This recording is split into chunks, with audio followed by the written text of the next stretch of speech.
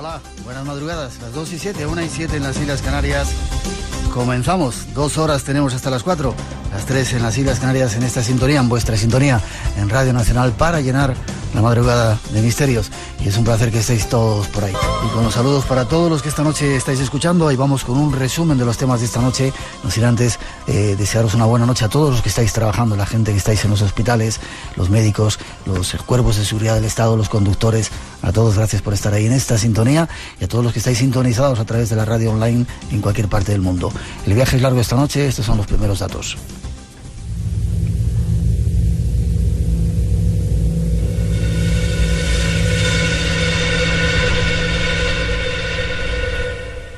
Esta noche vamos a recorrer algunos de los lugares más tenebrosos de nuestra geografía.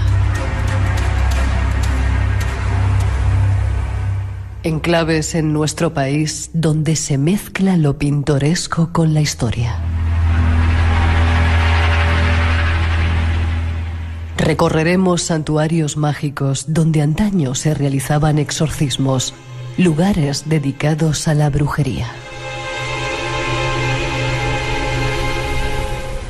Rincones en España donde se adoraba al diablo y donde se reunían algunas demonolatrías y sociedades secretas. Será un recorrido mágico por una parte de nuestra geografía desconocida para la mayoría de nosotros. Y lo haremos con una sola intención: conocer, descubrir lo desconocido.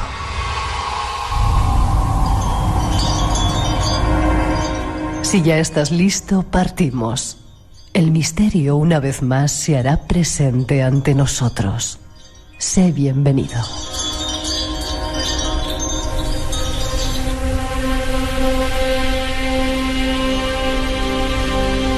Ana Sánchez, buenas noches. Iñaki. Buenas noches, Miguel. ¿Cómo estás? Pues muy a gusto, entrando en el túnel amigo que escuchaba por entonces desde mi temprana edad, y ahora estoy aquí. ¿Cuánta gente últimamente que viene al programa nos dice eso, que era oyente del Espacio en Blanco y que de alguna manera os ha marcado? Pues sí. El programa nos ha marcado a todos, porque a mí más que a nadie, evidentemente. Eso es cierto, sí. Déjame que te presente. ¿Vienes de Toledo? Soy toledano, sí. Ciudad mágica donde las haya. Y eres investigador especializado en parapsicología científica, presidente de Tarbut Sefarat en Polán, Toledo. ¿Qué es esto de Tarbut Sefarat? Bueno, es una red que trata de reivindicar el legado judío tan presente en nuestra cultura y tan desconocido por otra parte, y bueno, pues es una iniciativa de Mario Sabán y se ha afincado aquí en España cada vez con mayor éxito, mayor fortuna. ¿Estáis tratando de sacar los conocimientos? Efectivamente, de que no se pierdan ese tipo de legado que está presente en todas nuestras formas culturales, incluso en nuestras propias costumbres. Y poco a poco pues estamos sumando una serie de iniciativas, sobre todo a la gente altruistamente y de manera cada vez pues con mayor fortuna, como te he dicho. También eres masón. ¿Perteneces a la Gran Logia de España? Sí, mis hermanos me reconocen como tal. Has colaborado, entre otras, muchos lugares en la Revista Internacional de Arte y Cultura Noxis, Símbolos, y has escrito varios libros. Psicofonías, el enigma de la comunicación Transcomunicación instrumental, que lo digo mal, y España Mágica, que la editas, se va a editar ahora, ¿no? Ese libro. Sí, que era también Toledo y la Mesa de Salomón, donde también todo ese acervo judío del mito y la leyenda con la historia, pues todo lo que sabía al respecto, muy ligado a la ciudad de Toledo, es un libro también que reivindico. Está vivo todavía. Ayer hablábamos con Josep Guijarro de algunos de los tesoros del Templo de Salomón, entre ellos de la Mesa de Salomón. ¿Estuvo en Toledo? ¿Hay pruebas de que estuviera en Toledo realmente? Hombre, todas las crónicas históricas y el último periplo, lo que podemos concebir. Hay que distinguir lo que es el arquetipo, lo que representa la mesa como arquetipo, y lo que es la mesa, una mesa que procede del segundo templo, que todas las crónicas desaparecen en Toledo, está claro. ¿Y el arquetipo qué significa? El arquetipo es un arquetipo iniciático relacionado con el grial, es un símbolo de transformación y muy ligado también con mucho de lo que vamos a tocar hoy, que son la magia ritual egipcia. Ya, no te doy las gracias por venir desde Toledo, gracias. ¿Sigue Toledo siendo ese lugar tan mágico, aunque parece que durante un tiempo estuvo dormido o perdido, ¿no? ¿Está recuperando esa magia? Toledo ahora mismo está en plena efervescencia. De hecho, sí, mira, una de nuestros talleres de la logia masónica se ha instalado pues hará unos pocos años y hay mucha más actividad de la que la gente piensa. Lo que pasa, curiosamente, no creo las casualidades, sino las causalidades, aunque suene tópico, y estamos ante un nuevo milenarismo de forma muy desconocida, y lo que anticipaban los mayas, que también conocer, este cambio de conciencia de alguna manera se está plasmando en este tipo de cosas que parece que surgen de la nada, pero seguramente respondan a un objetivo que pronto descubriremos. Ya, y Toledo siempre ha sido un poco el centro, la capital de todo el imperio, donde se reunía la magia, el esoterismo, la astrología, la alquimia. Era la ciencia toledana. Se venía aquí a estudiar el fenómeno de la magia. Siempre que venís con Fernando Ruiz de la Puerta o algunos otros invitados que han venido de Toledo, les pregunto si eso se ha quedado ahí, subyacía un poco en la cultura y ahora de repente estar saliendo de nuevo. Eso siempre está presente. Eso siempre está presente, y además cualquier persona, yo invito al que no conozca Toledo, que en el momento que ponga los pies en Toledo, prácticamente va a transmutar su ser, y si sabe verlo con los ojos del espíritu, y no solamente va a hacer la típica visita cultural de botella en mano, se va a llevar algo con su espíritu que no va a saber racionalizar. Pero ves, hay que ir con gente como vosotros que conoce, te indica los sitios y te lleva a las cuevas y te lleva los símbolos que hay en la catedral, que son cantidad increíble de ellos, ¿no? O sea que yo me apunto a hacerlo con vosotros. Toledo está por descubrir, y ahora hay iniciativa muy interesante, alguna te ha anticipado, se está sacando a la luz patrimonio desconocido que estaba en domicilios particulares, cuevas, sitios que no son los que el típico turista suele visitar habitualmente. Ajá. Y la gente, el toledano, quiere mucho su ciudad y se presta altruistamente a mostrar este tipo de patrimonio desconocido. Dicen que la magia está renaciendo de nuevo. Vamos a descubrirlo, ¿vale? Aunque hablemos de aspectos un poco más duros ahora con eso del diablo que anunciábamos. 2:15, 1:15 en las Islas Canarias. Tras esa introducción seguimos. 900-137-137 por si queréis preguntar. Ya que tú en este trabajo, y un poco todos sus trabajos son más desde un punto de vista científico, ¿no? Y en esto estás tratando de sacar el mito, más la antropología que el folclore, ¿no? Sí, correcto, porque yo creo que al final el mito se ha rebajado groseramente a una fórmula de fetichismo, pero realmente detrás del mito hay un sentido de afirmación y transparencia que yo te haría la pregunta a ti. ¿Tú crees que la historia está resuelta? Yo aquí no respondo a preguntas. Bueno, pues es una pregunta retórica. Hoy hablaremos de eso, de personajes como Mario Rosso de Luna, que reivindican civilizaciones muy desconocidas por seguramente la mayoría de nuestros oyentes, y de un montón de mitos desconocidos, por ejemplo, que están ahí presentes, porque mira, la historia se ha reconfigurado, la gente piensa que tiene una lógica, no.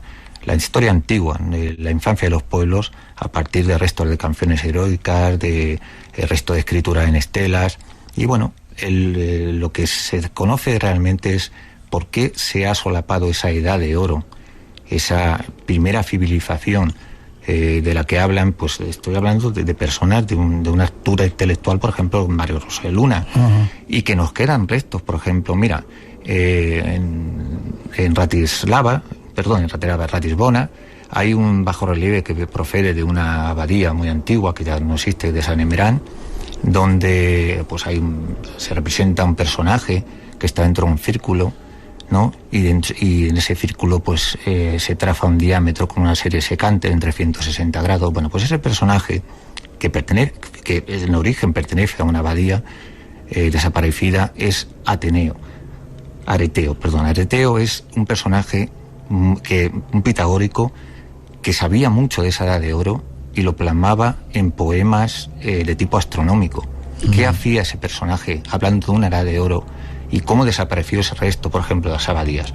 Es decir, hay guiños históricos y con pruebas muy firmes de esa protohistoria, de la que, por ejemplo, como hemos comentado antes de entrar en el estudio, Mario Rosso de Luna hablaba de una civilización que son los calcas, que es muy desconocida, que vivía en la Mongolia, a 50 grados del lago Baikal.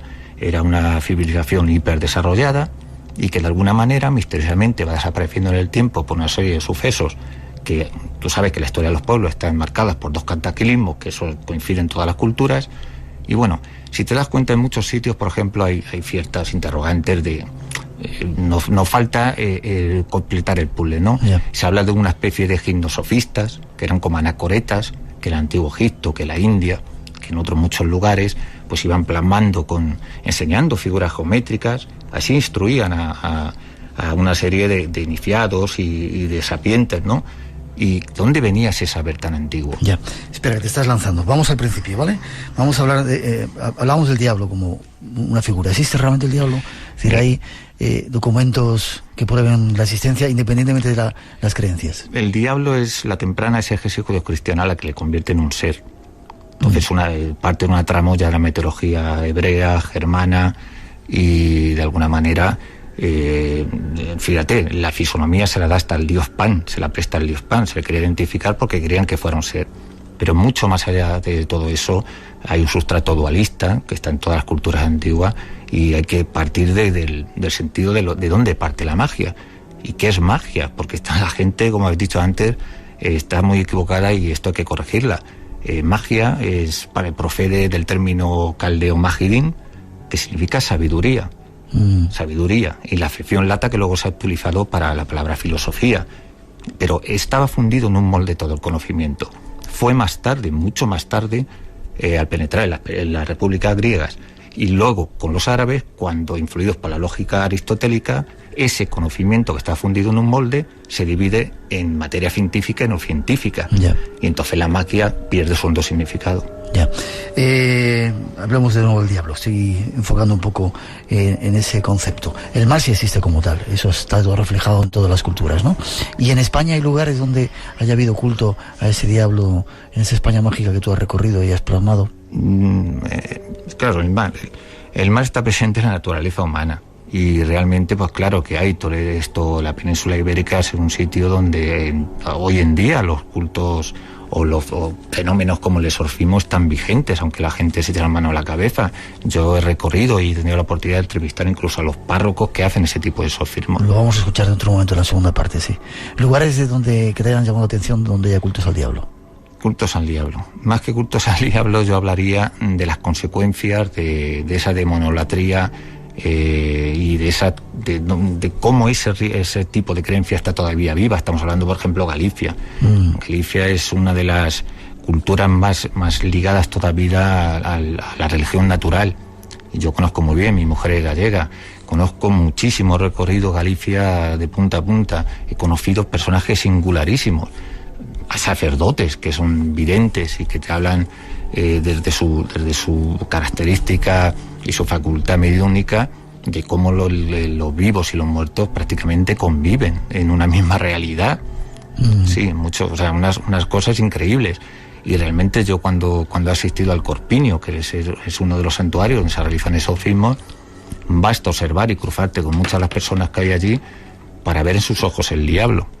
Cuidado, quiero decir, el diablo puede de alguna manera responder a una serie de conflictos en nuestro inconsciente, pero realmente también se han manifestado una serie de cosas que yo no he encontrado explicación. Todo eso, como experimentador e investigador, ¿aceptas que pueda haber algo más, aparte de un conflicto? Lo vamos a ver en la segunda parte cuando hablemos de posesiones y exorcismos. Aparte de un problema psíquico, ¿crees que puede haber una fuerza que intervenga maligna que pueda hacer daño a los seres humanos? Yo creo, no basta observar el mundo. Basta observar el mundo y muchas veces nos descuidamos de cómo una persona, teniendo este mundo, teniendo los recursos necesarios para que no le faltara nada a la gente de modo altruista compartiera, y hemos llegado a un nivel de civilización muy desarrollada en la que apretas un botón y estás en contacto con cualquier persona de cualquier extremo de la tecnología. Todo ha evolucionado en lo más principal, que es la ética, que es las relaciones interhumanas, y de alguna manera el triunfo de quien ha sido. ¿El diablo? Tú mismo lo has dicho. En Toledo era un sitio que tenía mucha fama. Las brujas se realizaban, no sé si aquelarres o reuniones. ¿Es cierto eso? ¿Hay datos de que...? Sí, claro. En Toledo, por ejemplo, en pleno siglo XIV-XV, en lo que era el Pozo Amargo... ¿El Pozo Amargo qué es? Sí, el Pozo Amargo es una calle del casco histórico que está detrás de la espalda de la catedral, y era un foco de brujería. Yo, más que brujería, haría una distinción, porque realmente estas personas están encuadradas en el esquema de regiones paganas demonizadas por la teología, pero son personas sabias que realizaban una serie de conocimientos, tenían una serie de conocimientos transmitidos oralmente y aprendidos de generación en generación, pero que lo que fue la teología, como he dicho, quien demonizaba este tipo de actividades, realmente, o sea, no había nada más detrás. De hecho, por ejemplo, tenemos 3 clases de brujería que podamos ahí englobar, ¿no? Una es los cultos, la demonolatría, o sea, el culto al demonio en cualquiera de sus formas. Otras son los cultos de Dulía o el perdulía, que es cuando se mezclan letanías invocando nombres de santos y nombres de demonios, y el otro son invocaciones puras y duras, con un detalle muy curioso, que para esto siempre tiene que estar presente la figura de un niño portando un objeto mágico. ¿Sí? Son las 3 formas de brujería universales. Y todo este pertenece a las religiones naturales, a los cultos a fertilidad. Lo que pasa es que van degenerando. De hecho, mira, la primera escena de lo que podemos decir de aquelarre la tenemos descrita por Eurípides en las Bacantes, la Bacante de Eurípides.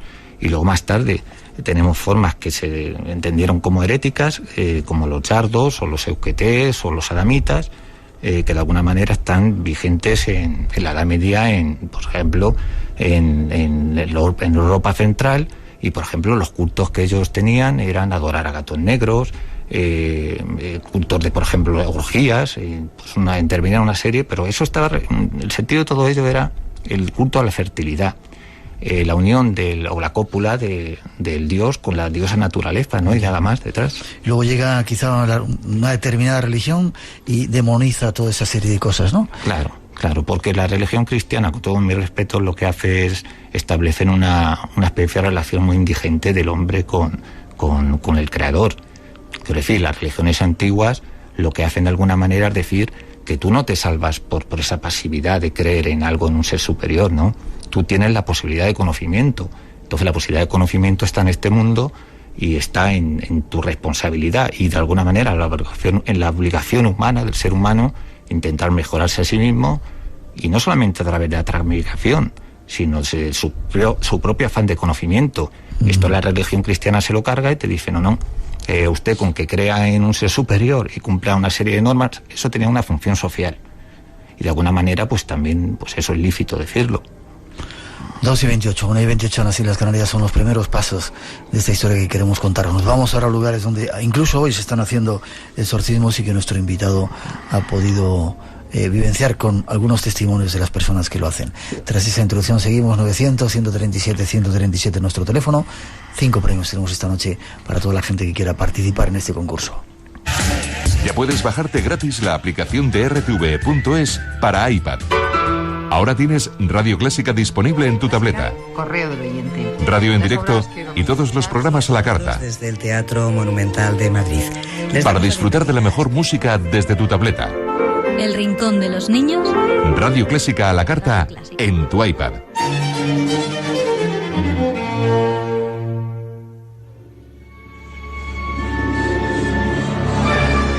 ¿Quieres entrar en otros mundos?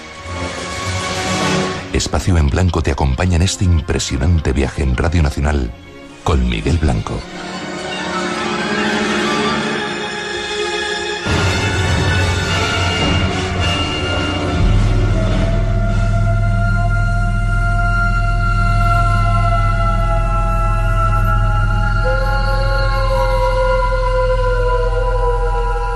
Existen en nuestro país muchos lugares donde el encuentro con el misterio es habitual.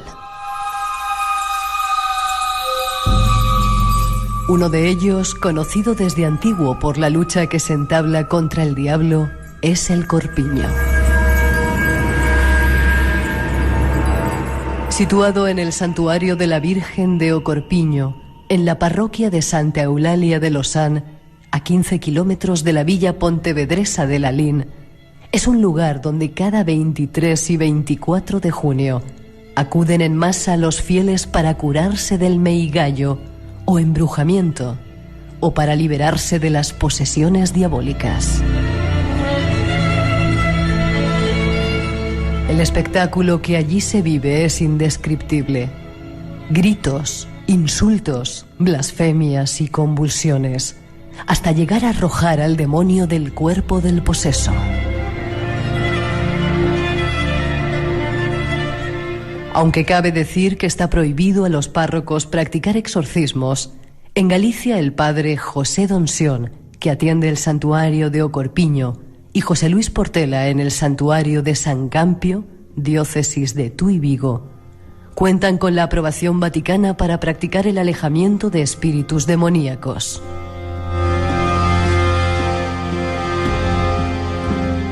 Pero no solamente su lucha se basa en el alejamiento de estos espíritus.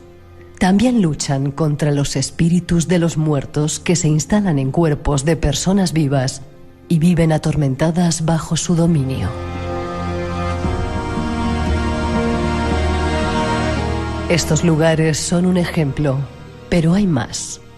Conozcámoslos. Tú has estado en algunos de estos lugares, ¿verdad? Hablabas del Corpiño que citábamos en este lugar. Es un lugar increíble, ¿no? Sí, además lo que hablamos, de que los datos están en los libros, y te he dicho, prefiero hablar de las propias experiencias, porque yo creo que el conocimiento, o sea, no incluye el sentido amplio de la experiencia, ¿no? Y realmente uno se queda corto con las palabras. Uno llega allí y... ¿Cómo es el lugar? El lugar, tú llegas allí, pues la típica parroquia gallega, chiquitita, que cuesta encontrar desde lo que es la LIN, incluso de preguntar si no eres, por ejemplo, gallego, o incluso de la zona de Pontevedra. Y bueno, cualquier domingo puedes llegar y suele haber el típico mercadillo, ¿no? De cosas que se venden, pues de tipo bolsitas con una especie de reliquias, y hay el típico mercadeo que hay alrededor de todo este tipo de historias, ¿no? Y bueno, lo que ves, yo lo que vi en previo a entrevistar al sacerdote entre los paisanos, es realmente una convicción de que lo que hay allí es un poder taumatúrgico, ¿no? Por explicarlo de manera comprensible a nuestros oyentes. De hecho, ves en las paredes un montón de cruces que tienen un sentido, porque esas cruces son cuando una persona se ha liberado de un espíritu, se marca una cruz. Cuidado. ¿Pues pintadas o...? No, marcadas, están rayadas, la gente las raya en la misma piedra. Sí. Y cuidado también, hay que dar un dato muy preciso, que es que no en el primer combate se libera al demonio. De hecho, el padre Donsón me participaba así a bote pronto, pues una historia muy particular, que a mí se me cayó el siglo XV encima, porque según estaba entrevistándole, susurró, cambió el sentido de la conversación y muy discretamente me señala un lugar, y iba un niño con unos padres y me contó la historia de ese niño. ¿Y qué le pasaba? Mira, están sonando los lobos. Ese niño le había practicado un exorcismo durante una serie de épocas, después de acudir a médicos y después de todas las vías convencionales para tratar de remediar este mal que no saben de dónde procede, y al final pues de alguna manera pues le había liberado, y es cuando entonces los parientes más próximos marcan esa cruz. Yo la verdad me dio un poco aprensión, porque yo todo esto de los niños, mezclarlo con todas estas formas supersticiosas, pues se me encoge el alma, ¿no? Pero yo estoy ahí simplemente para retratar una realidad, y realmente la realidad que se vive en el Corpiño es esa.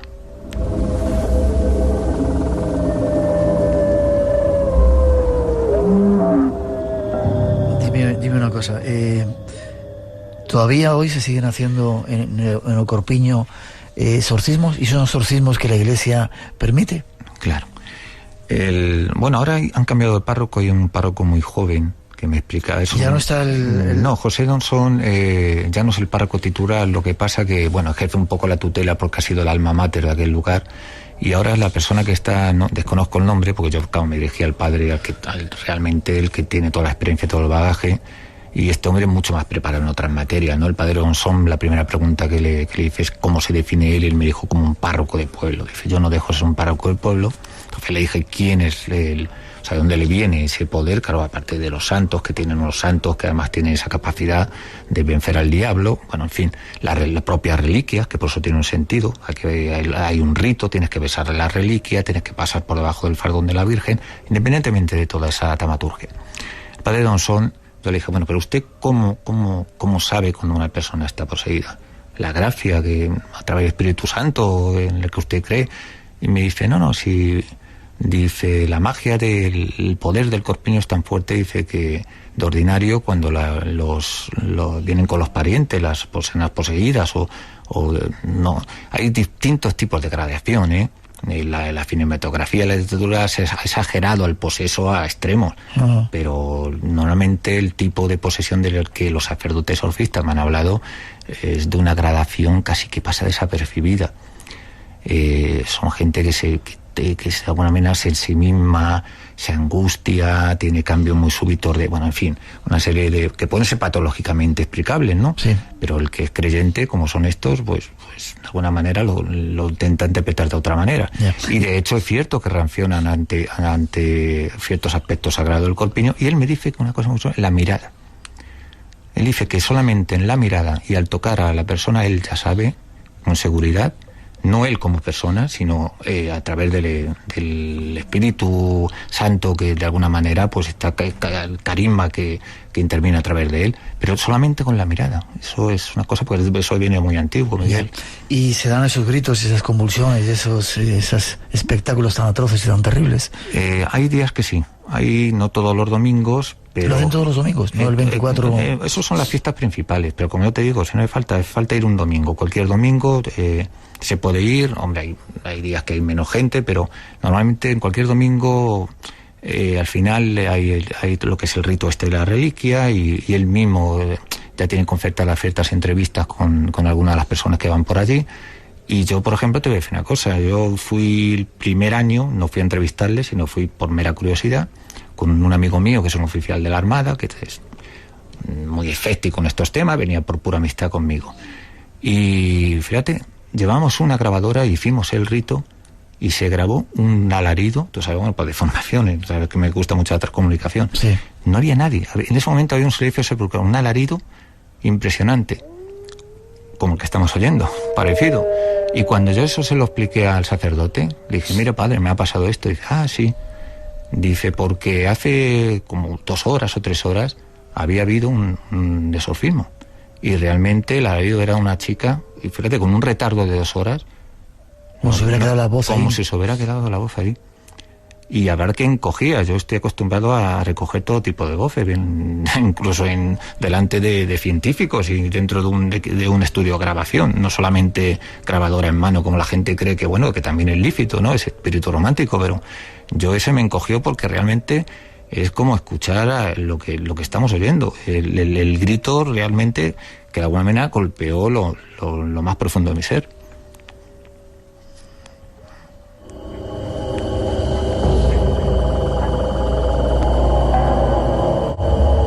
Tenemos un montón de preguntas acerca del diablo, si las ouijas funcionan, si son leyendas urbanas. Contesta uno de las ouijas y ponemos un corte, que creo que tenemos 2 cortes, uno del padre Fortea, uno de los máximos o únicos exorcistas que había en España, y otro más de José Donsón. José Donsón. Pues vamos a elegir el segundo primero. ¿Crees que la ouija funciona? ¿Que es un buen sistema de transcomunicación para comunicarse con esos seres del más allá? Supuestos seres del más allá. Bueno, yo aquí tengo que hacer una precisión, que yo pienso que la ouija es peligrosa en un aspecto. O sea, la peligrosa no está en el propio juego, que es mal llamado juego, sino está en la persona. Es como todo, el peligro no está en cómo utilizas algo, está en la propia persona y en los fines con que lo utilizas. Por ejemplo, lo que pasa que yo creo que en la ouija muchas veces lo que estamos topando son con capas profundas de nuestro inconsciente. Somos muy complicados, muy poliédricos, y tenemos muchas personalidades por ahí latentes que pueden fabular, ¿no? Pues un ser maléfico y tal. Cuidado, como siempre digo, los que nos dedicamos a estos temas, pones una vela al sentido común y luego el sentido común se te apaga, porque te encuentras con casos espeluznantes. Pero no es un juego, no se puede jugar con ello. Vamos a escuchar ese testimonio de el padre José Donsón, que es el párroco era el párroco de Ocorpiño, uno de los sacerdotes que se dedican a sacar, dicen, el diablo del cuerpo. Escuchad. Cuando te vienen, que a veces te vienen, sobre todo con esas almas perdidas que hay, de las que nos habla el padre Antonio Fortea, sí. En eso sí se lanzó, uno dijo, si tengo que rechazar lo que digo, lo rechazo.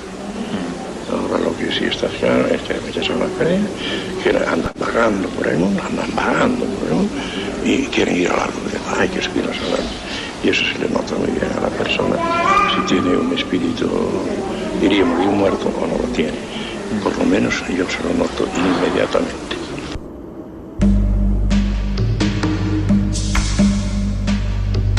Enigmas.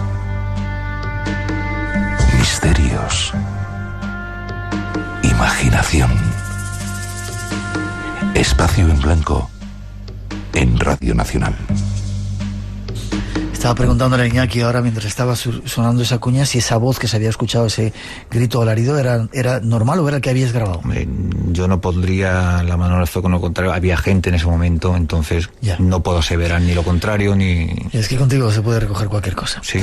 2:41, 1:41 en las Islas Canarias, 900-137-137. Hay otro testimonio del padre Fortea con el que estuviste y viviste una experiencia, ¿no? Sí, y además tiene que ver mucho con lo que ha dicho el padre Monzón, porque la gente que nos está escuchando tiene que hacer una reflexión. Cuidado, es un debate teológico, ¿eh? ¿Quién, según la teología, no pueden los muertos posesionarse a una persona? O sea, Dios da el permiso, pero son entidades angelicales, aunque sea el demonio. Esta pregunta, claro, él lo dice muy claramente, y que él es muy gallego, él está imbuido en el espíritu de su contexto. Sí. Y él cree que realmente la mayoría de las posesiones están producidas, o ramo cativo, están producidas por espíritus de fallecidos. Lo ha dicho claramente. Entonces yo esta se la traslado a Juan Antonio Fortea y me dice, ahora mismo no te puedo responder.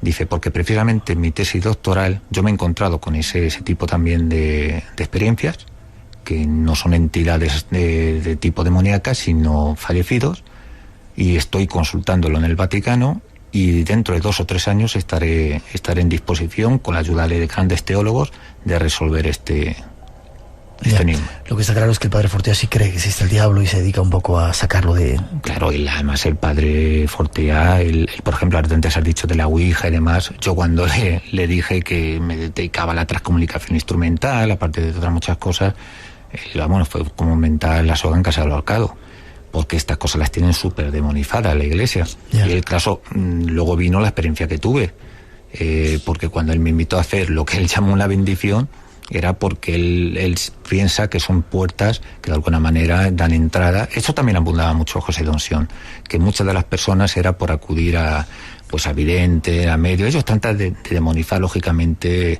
todo este tipo de práctica de restos supersticiosos, ¿no? Pero sobre todo ellos, la práctica de la Ouija es una de las cosas en las que ponen el mayor acento.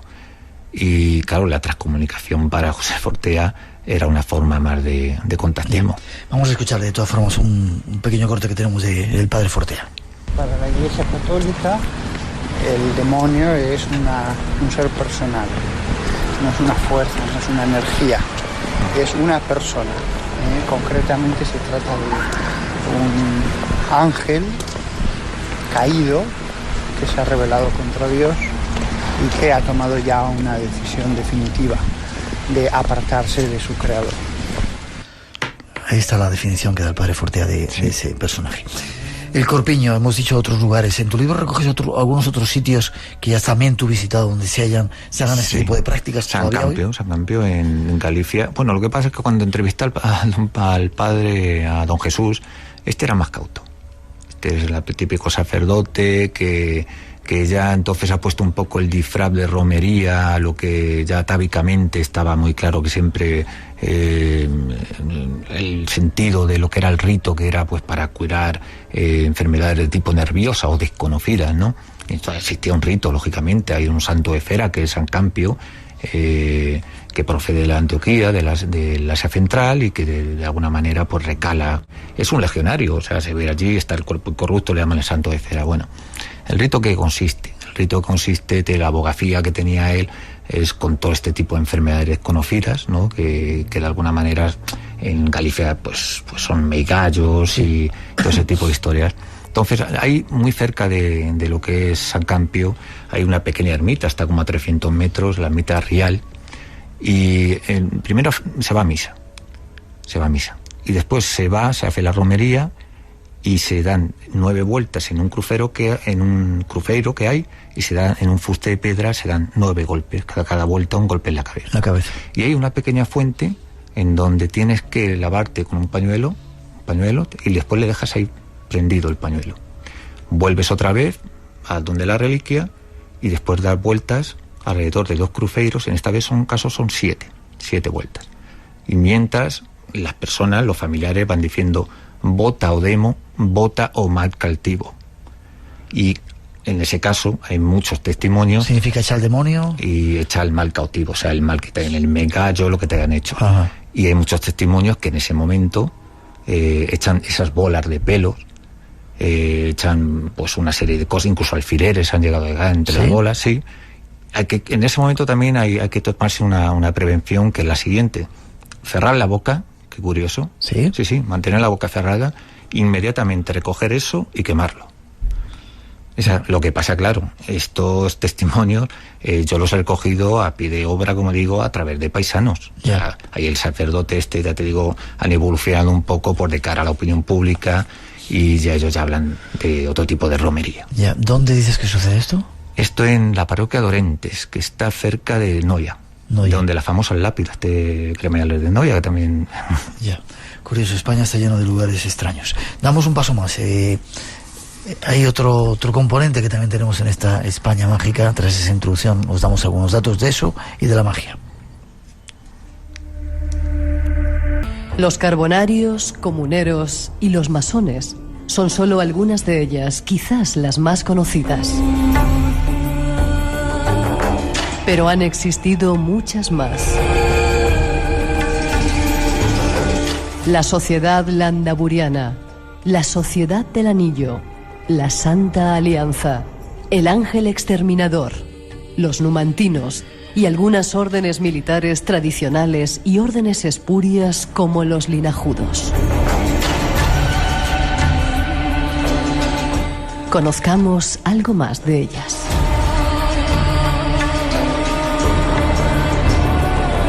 Hoy el programa no está saliendo como teníamos previsto, porque no sé si vamos a hablar mucho de sociedades secretas. Hay un montón de preguntas que hay por aquí, Iñaki. Dice que si funciona el vudú es una creencia sin base. Hay que aclarar que el vudú es una religión que no tiene nada que ver con la magia. Eso quizás sería lo primero que habría que decir.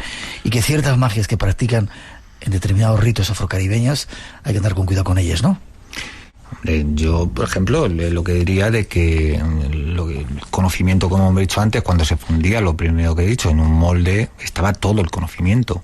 Y de hecho Demócrito, Platón y tantos otros griegos, grandes sabios y los que han conformado nuestra cultura actual, no iban a Egipto a aprender las artes del charlatanismo supersticioso, sino a aprender los restos de ese conocimiento que había quedado en posesión de la clase sacerdotal egipcia. Pero fíjate que la magia ritual que pasa al Mediterráneo, a nuestra zona, profiere de Egipto. Ahí es donde nace la magia, digamos. Claro, es donde se practicaba la magia ritual. Era el poder de encantamiento mediante la palabra, la catarsis, mediante los bailes que llevaban al paroxismo, la danza, y eso queda plasmado, por ejemplo, en Nectobeno. O sea, la tradición griega habla de faraones como el famoso Nectobedo, que era un gran mago, y que fíjate que esta persona, por ejemplo, realizaba lo que luego llega a la tradición, los homúnculi, ¿no? Pues él realizaba pequeños seres artificiales a los que se imprimía una serie de palabras secretas, la arfilla, igual lo que llega por la cábala a nuestra Edad Media. Y pues todo ese tipo de fórmulas, la abracadabra, los palindromas, esos triángulos formados con letras, esos cuadrados mágicos que van a la tradición gnóstica, todo eso procede de Egipto. Ya. ¿Y eso funciona? Hombre, son portales para entrar dentro del inconsciente, y los practicaban, como digo. Eso lo aprendió pues los padres de nuestra filosofía. Preguntan también, que no les gusta mucho eso de que digamos que el diablo existe. Preguntan también si la película El último exorcismo está basada en hechos reales. No sé si sabes algo de esto. No, esto no, lo desconocía porque últimamente no suelo atender mucho al cine. Te voy a tener que pedir que me digas eso, por lo menos algunas de estas sociedades. Tú eres masón, los masones evidentemente han estado en España. Durante un tiempo habéis sido un poco tachados como de enemigos y como que erais la representación misma del diablo, ¿no? Sin embargo, los masones son gente que tienen una serie de fines bastante claritos, ¿no? Los masones es un grupo humano, y lo que he dicho antes, simplemente pues es una escuela filosófica más que se utiliza, que funciona mediante el uso del rito, del símbolo, del rito, que es un símbolo dinámico. No solamente está el símbolo y el rito, que es un símbolo dinámico, pero no es nada más. Intronca con todo eso que estamos hablando de la filosofía y todos esos conocimientos, ¿no? que de alguna manera pues se han ido transmitiendo, ¿no? A través de esos colegios invisibles. Y fíjate que, por ejemplo, todos estos, cuando hablaban Elias Saimol o pues cualquiera de todas estas personas, de los Rosacruces, cuando reivindicaban esos colegios invisibles, hay una cosa muy curiosa, que era siempre reivindicaban lo mismo, la palabra perdida y todo, que volvemos al punto de inicio de este programa. Lo que estaban reivindicando es esa edad de oro, mitificada. Y yo muchas veces me hago un montón de preguntas, ¿no? Cuando tú ves, por ejemplo, cosas, por ejemplo, como el relato babilonio de Asisandra, el libro de Not, muchas cosas del Antiguo Testamento, incluso las famosas arpías también, que llegan a la Helade, a la Grecia, que raptaban seres vivos. Lo que ahora podríamos en términos modernos hablar de abducciones ya vienen en la leyenda de Asisandra Babilonia. Es decir, que estamos hablando de las mismas cosas con diferentes frases o diferentes... Ahí están en esa historia, ¿no? Y llevaban a esas personas al país de las corrientes, eran los dioses que bajaban del cielo y esas personas desaparecían. ¿Y por qué nos hacemos caso, por ejemplo, de un resto aislado en una estela o en una canción heroica para dar sentido a una historia oficial, y menospreciamos estas fuentes y no las conciliamos con la propia historia? Ya. Me estás haciendo el programa tal que lo había pensado. Dime si resisten esas, en el buen sentido, lo digo. La Santa Alianza, ¿quién era esa sociedad secreta o la Sociedad del Anillo? Bueno, fue una época muy convulsa, la España del siglo XIX, y entonces todas estas, la mayoría eran sociedades de este tipo, de corte político, de cafetín, ¿no? de folletín, de discurso, a nivel político, pero había diferentes signos. La Santa Alianza, por ejemplo, pues estaba formada por un grupo de exiliados en Londres, con españoles. Con el fin de acabar con los Borbones. Y como nota más destacable, bueno, hay algunas curiosidades, pues que al mando del coronel Valdés, un pequeño ejército de 120 hombres formados por entre ellos masones, fíjate, desembarca el 3 de agosto de 1824 en Tarifa, y portando la que sería la primera insignia republicana, que curiosamente llevaba los colores, fíjate, rojo, amarillo y verde. Ya. El Ángel Exterminador. Pues esta era un tipo de sociedad de signo conservador. Por ejemplo, Benito Pérez Galdós la pone en duda en sus episodios nacionales. Dice que no lo tiene muy claro, que es llegar a asistir. La única fin que tenía era restablecer lo que era la Santa Inquisición y esa España antigua decapitada por todos estos movimientos liberales. Es decir, que las sociedades secretas no es la idea de que buscaban poderes, buscaban hacer resurgir la magia, sino que tenían otras concomitancias, ¿no? Con todos los respetos, creo que, y por lo que conozco en primera persona, creo que la única sociedad viva y vivificante que puede reivindicarse con esos misterios antiguos es la masonería, y la que trabaja todo ese legado, y de alguna manera también luego hay una forma endémica también de masonería, que eran los comuneros, que lo único que hacen es cambiar los términos masónicos por la época de los comuneros, ¿no? Ellos llamaban torres a sus logias y demás, pero bueno, esa es la única diferencia. Pero todas las demás eran nada más que sociedades filosóficas, eran sociedades patrióticas de corte político.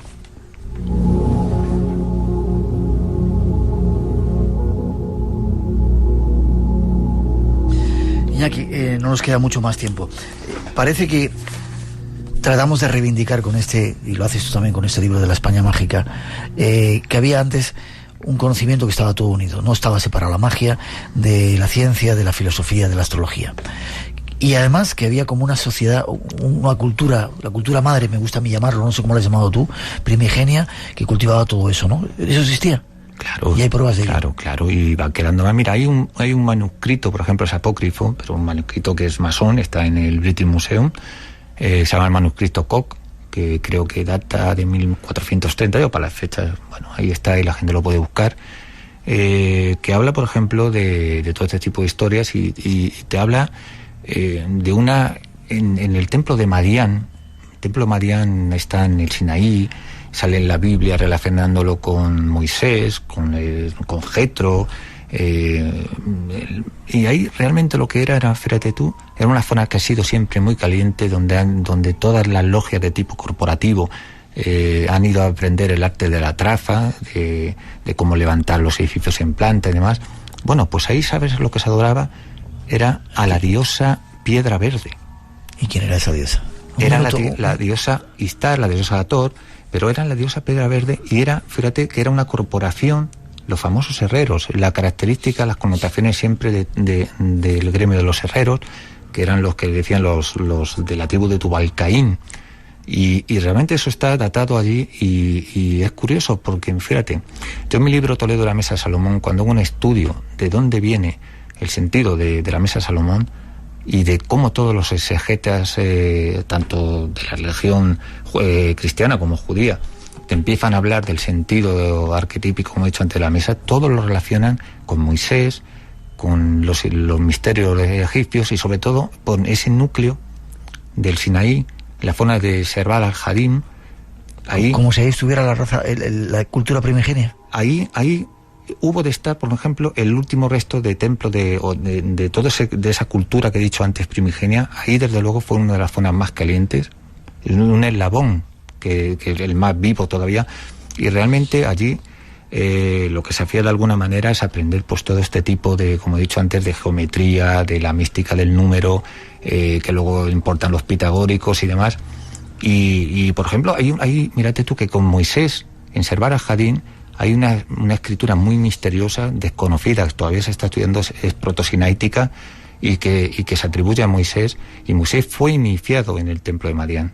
Los marianitas pues, yo invitaría a la gente a abundar en ese mito, más que mito, está presente, ya digo, en el manuscrito de Koch y en otro sitio, bueno, en otras fuentes también muy fidedignas. Casi tenemos que irnos.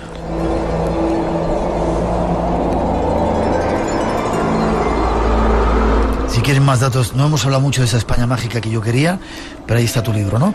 Editado en Nautilus. Y si la gente quiere conectar contigo, ¿dónde lo puede hacer? Pues José Ignacio Carmona, y en el Facebook estaré. Yo siempre trato a las personas, yo no soy una figura, yo soy uno más. Entonces los trato de tú a tú, y como no soy un fenómeno de masas, pues si me escriben a Valmercar con B, telefónica.net, pues Valmercar con B.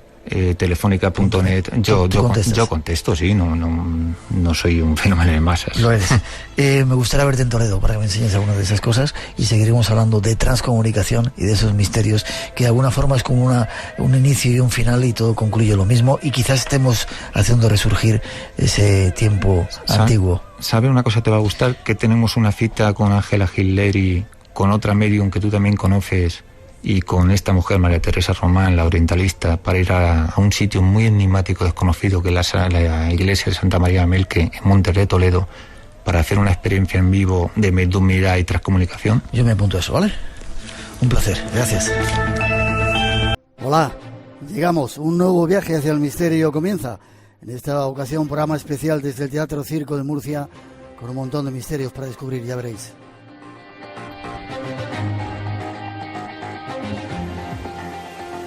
Y como siempre es un placer estar juntos en este tiempo de enigmas y de viajes a lo desconocido, y al principio saludar a todos los que habéis venido aquí a este Teatro Circo de Murcia.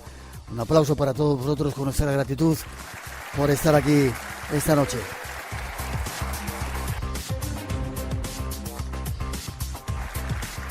Y este programa de hoy es posible gracias a un montón de compañeros que están trabajando. Nuestros técnicos en Madrid, Margasca, Rubén de Felipe y Mónica López. En el control central, Iván Escabias y Javier Cánovas. Tenemos dos técnicos aquí en Murcia, Jesús Jiménez y Ángel Baño, y otro montón de gente que está trabajando. La gratitud para todos ellos.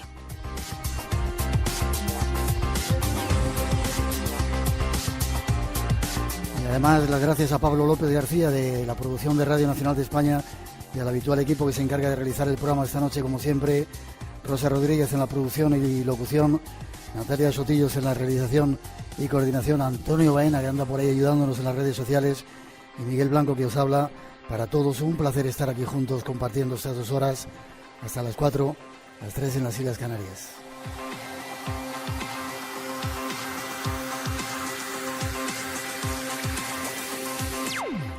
Y antes de comenzar, queremos rendir desde aquí un homenaje a esa persona que llevó el mundo del misterio a la televisión española y fue uno de los primeros en meternos en todo este asunto.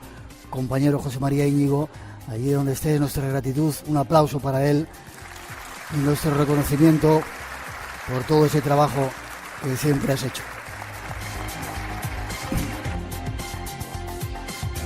Abrimos redes sociales. Si queréis un email, espacio en blanco @rtve, y las redes sociales de Blanco Radio en Facebook y en Twitter, con los saludos para todos y la recomendación de que no os perdáis este programa.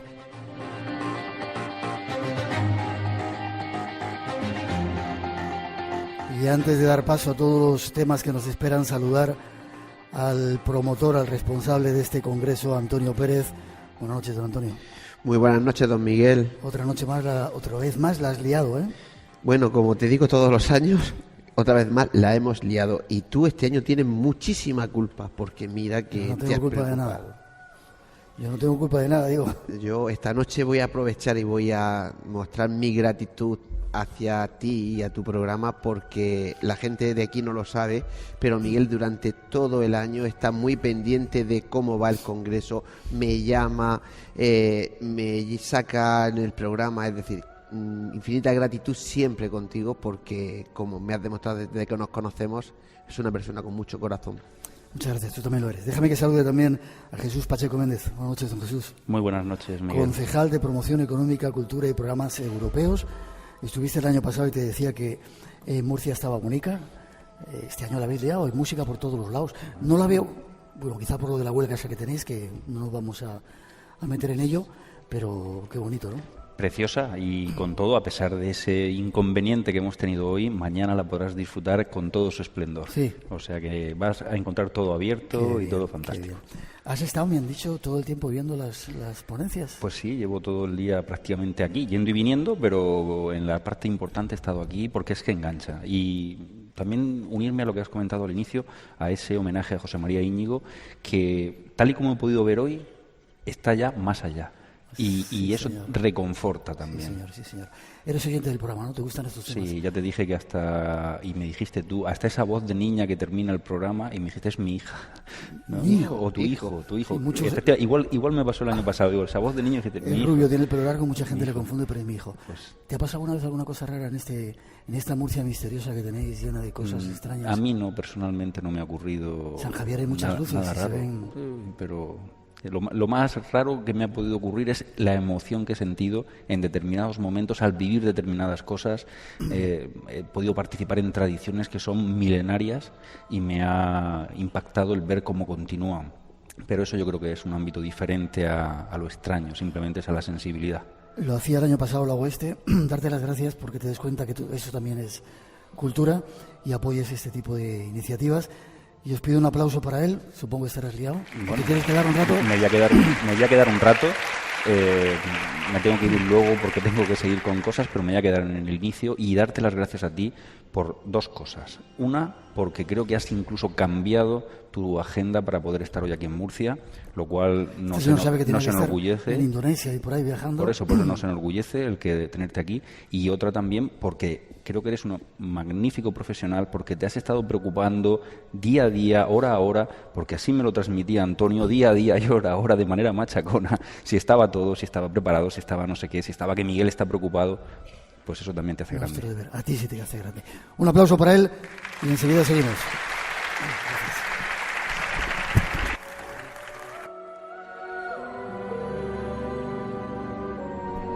Tú también te puedes ir, Antonio, si quieres. ¿Sí? Tenemos muchos temas preparados tras esa introducción que ofrecen nuestros compañeros. Vamos con ello. Me he quedado casi sin voz porque cuando hemos entrado aquí en el teatro estaba el aire acondicionado absolutamente a tope, pero nos recuperaremos enseguida. Tras esa introducción, vamos con los temas.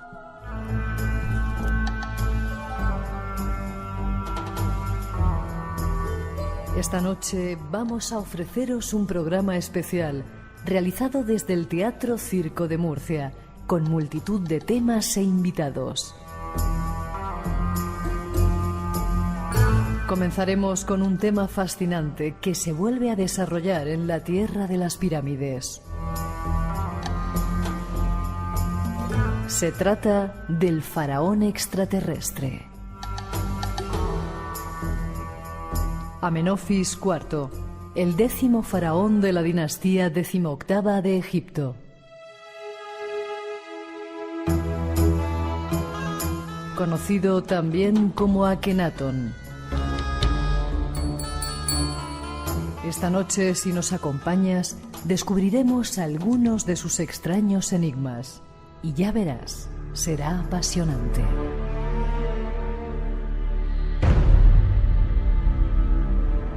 Continuaremos yendo al interior de la Tierra. Allí, en las entrañas de la madre primigenia, quedaron unos extraños grabados, unas pinturas llenas de símbolos y significados.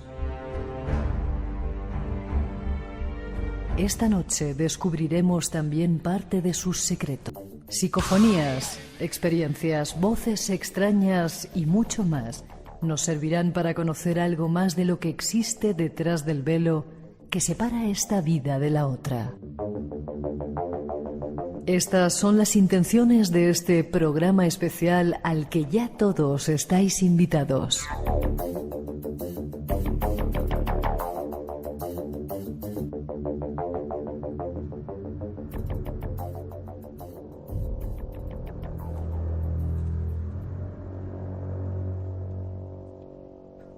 No podíamos escoger otra música para saludarte que esta. Buenas noches, don Josep Guijarro, ¿cómo estás? Muy buenas noches, Miguel. Encantado de estar en el Espacio en Blanco, una vez en más, este teatro circo, con esta multitud que está en penumbra. Estas luces que nos han puesto tan bonitas, ¿verdad? Está tan cercana. Déjame que diga las gracias a Jesús Palazón, el encargado de luces, Isidro Carrasco del sonido, Carlos Novillo lleva la maquinaria, Juan Franco, maquinista, y Daniel Aroca, maquinista también, de este Teatro Circo de Murcia, que nos ha puesto todo esto así tan bonito. Cambia las luces. Alguno decía que es una luz un poco rara, está bonito, ¿no? No, es el entorno mágico. Eso es porque no han estado en la Casa de la Radio junto a ti haciendo el programa, que también lo haces en penumbra con tus velitas. Con velas. Como no nos dejan poner velas de verdad, hemos puesto. Mira, se me ha hecho la luz. Ahora escucho por los dos oídos, que era una cosa terrible. Ahora ya mucho mejor. Yo soy Guijarro, periodista, compañero, llevas un montón de años ya en este... Y déjame que me sume también a ese homenaje a José María. ¿Tú le conocías, compañero tuyo, claro, de ese programa de televisión? Estábamos juntos en Hora Punta y la verdad es que ha sido un mazazo. Me he enterado esta mañana, por ser mañana del sábado, en la que he llamado inmediato a Javier Cárdenas para saber cómo se encontraba. Estaba igual, en estado de shock. Ha sido una muerte inesperada. Un hombre cercano, escéptico donde los hubiera, pero con la mente, o sea, como decimos nosotros, open mind. Él tuvo un antes y un después tras conocer a Uri Geller. Él era recalcitrante escéptico. Y aquella experiencia, sin trampa ni cartón, él siempre lo contaba, en las pruebas en la que él le daba las cucharas, los tenedores que tenía que doblar, no los llevaba él consigo, no podía haberlos previamente manipulado, y ante sus ojos, ante la atónita mirada de los cámaras, de la gente que hay en el plató, veía que aquello se doblaba una y otra vez en las pruebas sin explicación. Hay anécdotas muy curiosas que él contó, pero mantuvo estrecho contacto con Uri Geller incluso en la actualidad. De hecho, le felicitaba en sus cumpleaños y seguía muy atentamente su evolución, porque aquello marcó, insisto, un antes y un después. Estuvo en nuestro programa contando aventuras, ahí está ya el más allá, con toda la luz que se merece. Contigo no vamos a hablar de casualidades, no vamos a hablar de esos temas, sino de algo que nos apasiona a los dos, que tiene que ver con Egipto, país que hemos visitado en multitud de ocasiones, que de vez en cuando nos da una oportunidad de conocer y de descubrir. Quiero que hablemos detrás de esa introducción que ofrecen ya nuestros compañeros, de ese faraón llamado extraterrestre. Ya veréis qué tema curioso.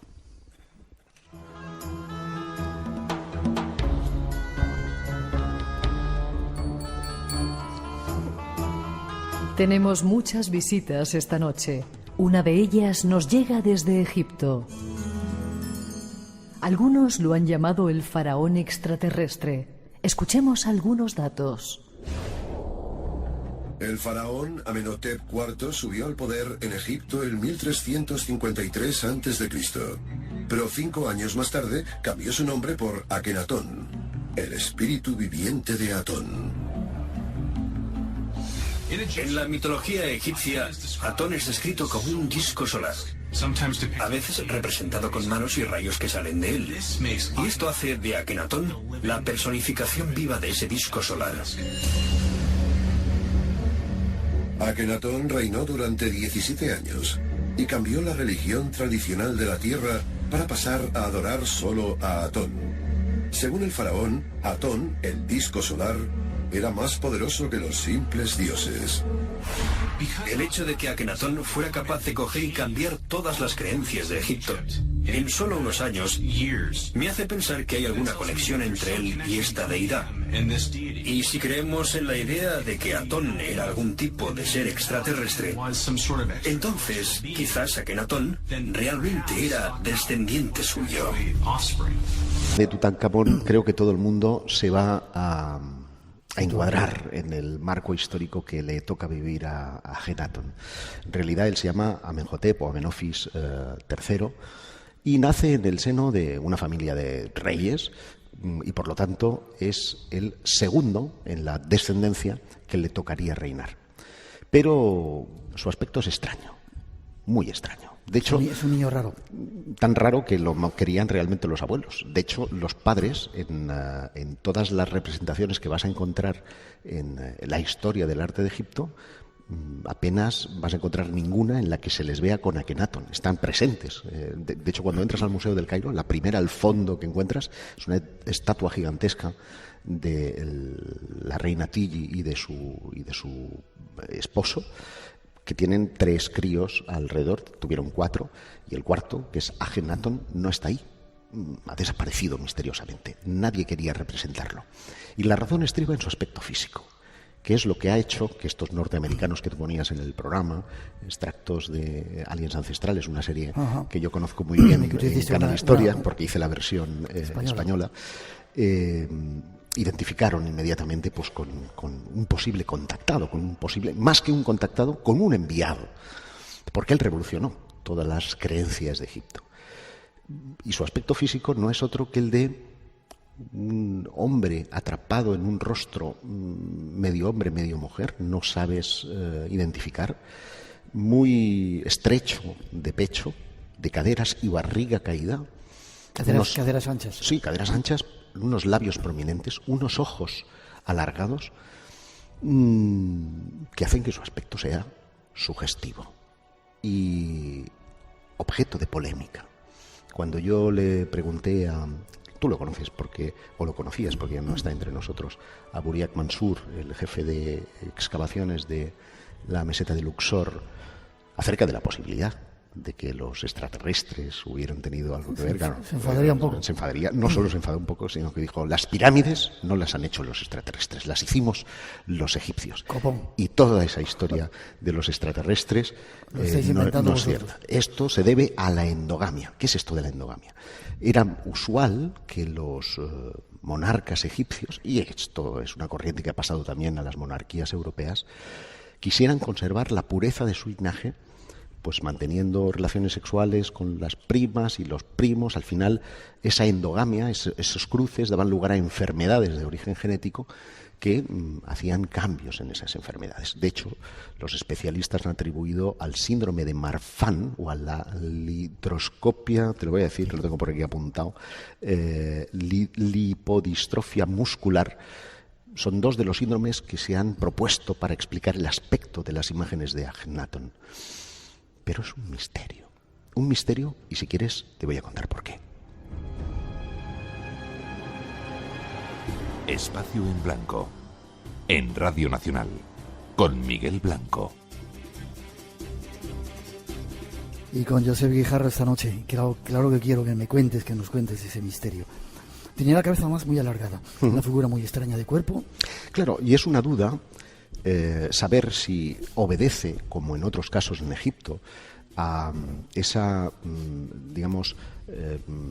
deformación voluntaria a la que sometían a los bebés, colocando tablillas de madera y unas cuerdas atadas para estilizar el cráneo, algo que hacían, por cierto, para asemejarse a sus dioses. ¿Quiénes eran esos dioses de cráneo alargado? O, por el contrario, formaba parte de la enfermedad, entre comillas, que podía sufrir Akenatón. Es obvio que la forma de resolver el enigma es estudiando su momia. Y ahí encontramos uno de los grandes enigmas que tiene el periodo de la Marna y que tiene Akenatón. No tiene una tumba. Se encontró tiene su momia, 3 tumbas. Tiene 3 tumbas, de las cuales la primera fue descubierta en 1917, eran gente del Valle de los Reyes, del Valle de los Reyes no, de la zona de la Marna, autóctonos que sabían que existía algo allí, y es lo que se conoce como la Casa de la Eternidad. El Amarna, que es como se conoce el periodo de 12 años en el que estuvo gobernando este faraón, él hizo construir una ciudad que estaba llamada a ser la capital del disco solar, ¿no? Después de una experiencia que después contaremos que tuvo, que es lo más parecido a un avistamiento ovni en la antigüedad. Y él dispuso que quería ser enterrado en la Casa de la Eternidad, pero allí, desgraciadamente, no había ninguna momia. La siguiente, que recibe el nombre técnico de WV25, fue descubierta en 1817 por un eminente egiptólogo que fue Jean-Baptiste Belzoni, y curiosamente todo parece concordar con la tumba de una mujer. Los vasos cánopes son de una mujer, las representaciones hablan de la reina Tilly, y había en efecto una momia. Pero esa momia no casaba con el de un hombre, casaba con el de una mujer. Por lo tanto, no podía ser el de Akhenaton. Y finalmente está la KV55, que ha pasado a la historia como la presuntamente última morada de Akhenaton. Pero es muy curioso lo que sucede allí. De hecho, es, por así decirlo, la tumba más extraña de Egipto, porque más que una tumba parece una especie de almacén en donde se contienen todo tipo de elementos. Y por desgracia, hay un sarcófago y hay una momia. El sarcófago tiene de torso hacia arriba absolutamente arrancado. No se pueden ver las facciones del fallecido, de la momia que está en su interior. Y todos los cartuchos con el nombre han sido arrancados. Se ha querido borrar de la historia ese personaje. La primera identificación que se hace es de una mujer y, por lo tanto, se evita que se pueda relacionar con Akhenaton, a pesar de que hay alusiones a su madre, alusiones a su hija, alusiones al futuro Tutankamón y alusiones a su vida. Y 100 años más tarde, fíjate tú bien, 100 años más tarde, cuando ya existen las pruebas de ADN, resulta ser que es un hombre. ¿Sí? Y que además está emparentado con Tutankamón. Por lo tanto, si Tutankamón era el hijo de Akhenaton, debe de ser su padre. De hecho, se creía que aquella era Nefertiti, pero la tumba de Nefertiti, vuelvo a decir, no se ha encontrado, pero al certificarse que se trataba de un hombre, pues tenía que ser el padre de Tutankamón. Pero hay un problema. ¿Cuál? Y es que el síndrome de Marfan lo que ocasiona es infertilidad. Por lo tanto, él no podía ser el padre de Tutankamón.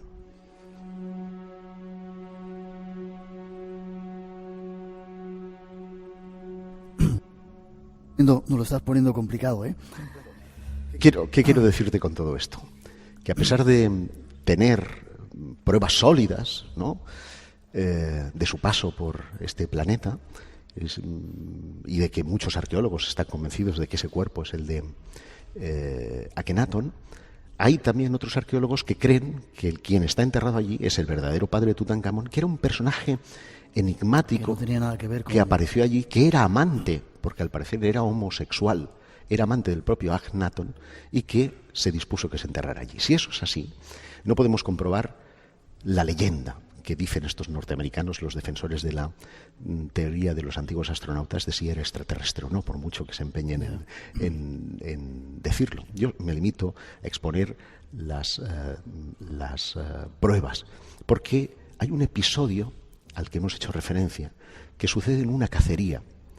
El joven Amenhotep se va de cacería del león, y en un momento determinado ve un disco brillante que está sobre una montaña. Y el disco le habla, el disco le dice que tiene que existir una misión, que él ha sido elegido para una misión. Después de aquello, dicen los textos, que él quedó traspuesto, y cuando regresó dispuso que todos los sacerdotes de Heliópolis fueran desacreditados, les quitó todas sus posesiones, prohibió el culto a Osiris y hizo un cambio brutal, un monoteísmo, el primer monoteísmo de la historia. Y el culto cambió la capital y sustituyó al dios Atón, que era representado con el halcón Horus, con un disco encima, por el disco alado, el disco que vuela. Esto ha sido interpretado como una, llamémosle alegoría, de lo que interpretaríamos en la actualidad como un objeto volador no identificado. Y eso está escrito. Eso está escrito. Quizás es una de las pocas veces que hay un avistamiento ovni, podemos decir, en Egipto, en un lugar concreto. Hay alguno otro más, pero que por desgracia, y hay que ser honestos en ese sentido, no se puede identificar el famoso papiro Tuli, al que encontramos referencias, sobre todo en los primeros libros de ufología, y que no está encontrado. Describe que el faraón también tiene una visión de unos discos en el horizonte justo antes de una batalla.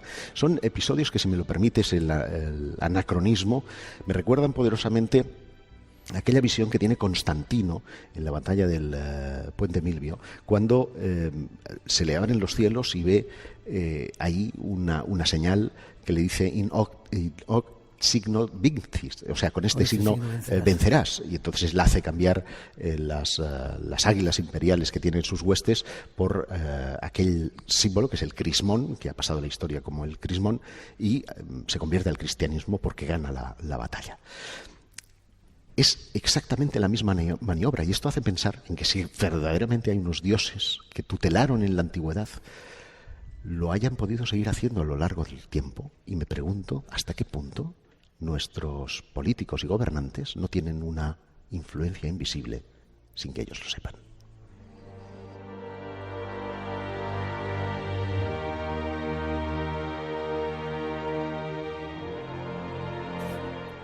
Resumiendo, de pequeñito, un niño extraño, una figura física extraña que podía deberse a algún tipo de enfermedad.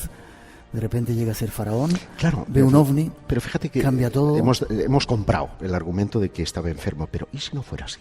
¿Y si su aspecto físico obedecía simplemente a que, era distinto? Porque de hecho hay toda una serie de caudillos, de faraones, de reyes, a un lado y al otro del Atlántico, porque podríamos hablar de Pacal, podríamos hablar de tantos y tantos. En Estados Unidos, muchas tribus que también practicaban la deformación craneal tenían aspecto prácticamente gigantesco. Entonces hace pensar si todas esas leyendas han llegado a nosotros como leyendas, no podrían tener un pozo de verdad. ¿A quién querían asemejarse? ¿Ese aspecto físico era porque realmente eran de aquí o venían de otra parte? No estoy diciendo que sea extraterrestre, pero desde luego ese individuo debía de tener unas facultades físicas excepcionales, y su forma de pensar seguramente fraguada. Él era de origen semítico, fue criado por su abuela, que era de origen semítico, venía de la antigua Babilonia, le debió contar ese pasado. En la antigua Babilonia, a mi juicio, existen los primeros vestigios de primeros contactos con algo que podríamos denominar antiguos dioses, y él debía de ser consciente de todo aquello, como de las viejas leyendas que hablaban en Egipto, de esa raza, mitad hombres, mitad dioses, a los que llamaban compañeros de Horus, los Sem-Sufor, que habían gobernado Egipto hasta 12.500 años antes que él. Ostras, a mí me da mucho que pensar. Déjame que te haga una pregunta. ¿Es el único faraón que tiene una imagen con ese disco solar que además se para en un determinado sitio, como indicándole que es el sitio donde tiene que construir la nueva ciudad? ¿Es el único? ¿O hay otros faraones que hayan tenido también esa visión de ovnis? Que a mí me conste, es el único que interpreta esa señal como el lugar donde tiene que edificar esa nueva ciudad. Ciudad, por cierto, que la gente no suele visitar porque... ¿Has estado? Sí, hay apenas 2 columnas del templo a lo que era Atón, porque la mayoría de piedras se las llevaron para borrar su nombre. Él sufrió el peor de los castigos, que es para un egipcio, que es ser borrado de la historia. La pervivencia del alma de ese Ka viene muchas veces de ser nombrado. Es como un mantra que hace posible que lo invisible se haga visible en la tierra. Y él es borrado de la historia para que jamás nadie pueda invocarlo, para que de nuevo ese monoteísmo no pueda volver, no pueda regresar a la tierra. Y si eso es así, te hace pensar por qué estamos ahora en varias culturas monoteístas. Seguramente porque ese ensayo no funcionó y quienes controlan esos amigos invisibles se dedicaron a probar de nuevo.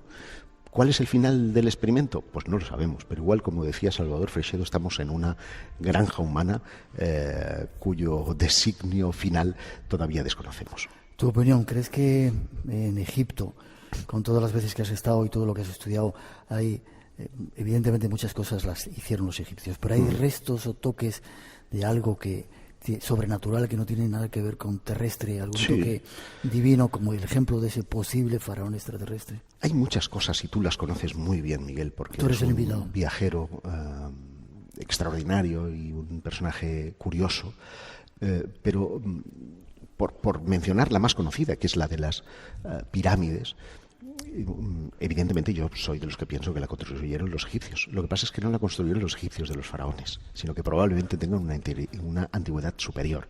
Es decir, el por qué hicieron esas pirámides, que es la pregunta que jamás podremos resolver, a mi juicio tiene que ver con un hito, con un acontecimiento que quisieron inmortalizar y que probablemente, hay dos teorías al respecto, o tiene que ver con lo que llamamos Atlántida, por lo tanto, unos seres de capacitación extraordinaria que estuvieron en la Tierra mucho antes que la humanidad actual, o vinieron de las estrellas. Esas son las dos teorías que creo pueden encerrar el misterio. Obviamente la mayoría, porque yo soy believer, yo soy creyente y creo en la posibilidad de que nos visitan desde fuera, pero la mayoría se inclinan más por los atlantes porque lo ven como más terrenal, pero existen posiblemente más evidencias de la existencia de seres en otros mundos que no de la Atlántida tal y como la hemos imaginado, porque otra cosa es que una cultura anterior estuviera en la Tierra, de la que no me cabe la menor duda, ¿no? Vamos a poner alguna fotografía de ese faraón extraterrestre, entre comillas, en las redes sociales.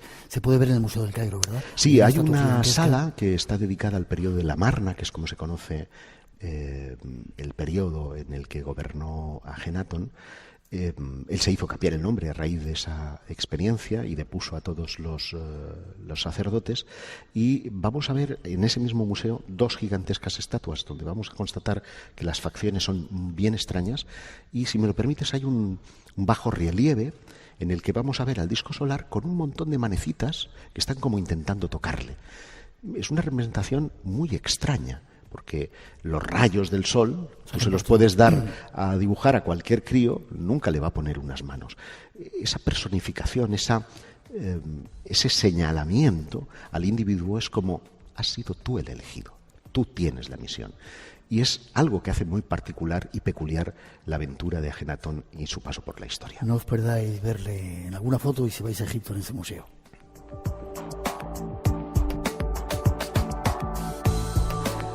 Y ha sido un placer que haya estado con nosotros. Pido un aplauso para él, nuestro primer invitado en este programa especial del Espacio en Blanco. Gracias a ti, Miguel. Mucho éxito, como siempre. Forma de contacto, ¿dónde se te puede seguir en esos múltiples trabajos que haces? Pues mira, yo creo que lo más fácil, tengo mi canal de YouTube donde me pueden encontrarme a través de los32rumbos.com, que es la página web en la que suelo derivar todas estas cosas, y a través de ahí hay un formulario en el que pueden establecer contacto conmigo. Un placer de nuevo haber estado contigo. Espero que sigamos viajando, compartiendo. Ojalá que sí. Viviendo aventuras. Muchas gracias. Felicidades. Gracias.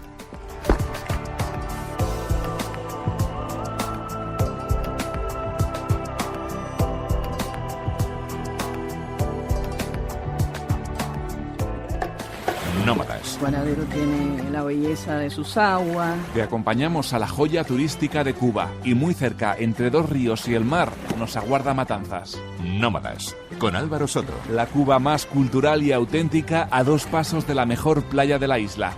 No se puede pedir más. Los domingos a las 7 de la mañana es hora de Radio Nacional de España. Espacio en Blanco. La madrugada del sábado al domingo a las 2 con Miguel Blanco en Radio Nacional.